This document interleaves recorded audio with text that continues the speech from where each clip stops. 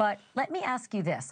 The first wife, Mark Geragos, died by gun violence. It's either a crazy coincidence or it is a pattern.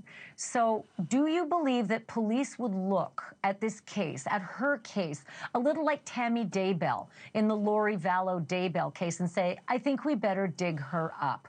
I think we better take a second look. Is that something that you think might be happening right now? Absolutely. I think it would be almost investigative malpractice per se not to. They would do that. And by the way, I think the defense probably is as well, because you don't want to be surprised by anything. You want to have a parallel investigation. You want to defend your client. You also want to investigate. You want to find out what and if and how they determined previously that it was a suicide. You'd want to take a look at that. You're going to have the family, obviously, as you alluded to in your package, from the first unfortunate death, I'll call it.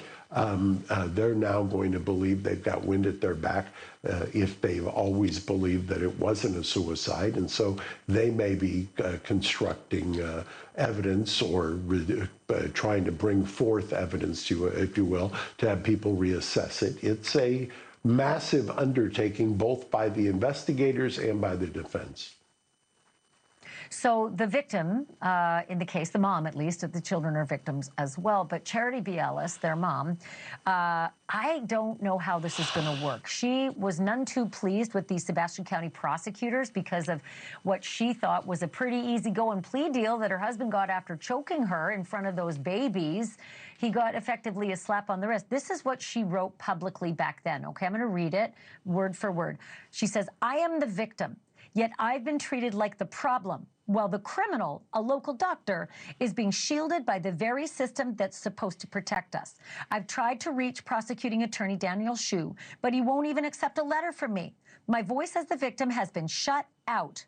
This is not just about me. This is about a system that protects offenders and rejects victims. Lives are at stake, including the lives of young children. It gives me the willies. I literally get chills when I think of her writing that, and now knowing that 3 lives, indeed, hers and children's, are gone. But talk to me about the potential conflict of interest, because that prosecuting attorney, Daniel Shue, is likely supposed to be heading up the murder investigation now.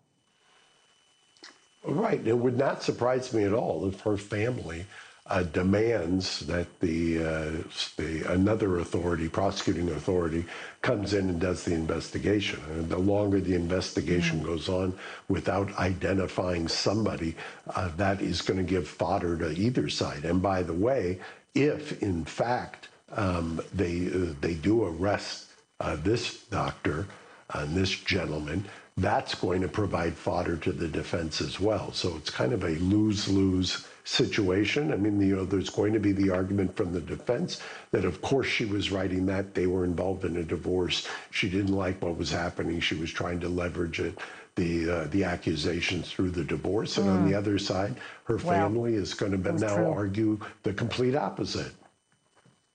Well, she was speaking about a crime that he definitely committed. He admitted to committing. She was upset about it being such an easy sentence. And who knows if he did this? I don't know that. Randall Beallis, Dr. Beallis, is not charged with this. I will repeat again.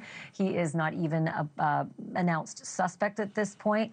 But you can bet I'm going to be following this one. And Geragos, you can bet I'm going to call you again. Thank you for this.